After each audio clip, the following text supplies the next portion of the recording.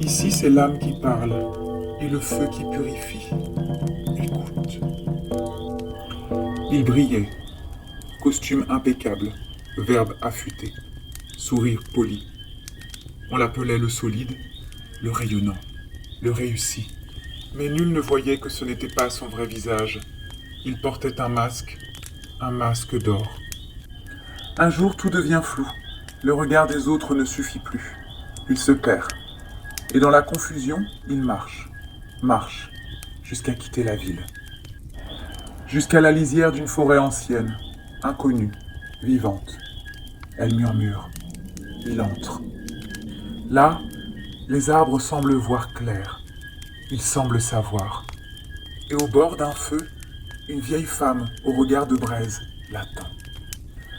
Elle le fixe longuement, puis sans prévenir, elle lui arrache le masque.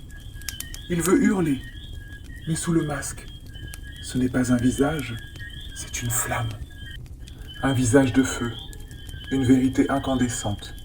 Son feu intérieur, qu'il avait enfoui sous la peur de déplaire, de déranger, de brûler. Le feu éclate, il ne peut plus mentir. Il traverse les visions, les souvenirs, les blessures d'enfant. Tout ce qu'il avait voulu cacher devient lumière. Au matin, il ressort, sans or, mais rayonnant. Le feu ne le consume plus, il le guide.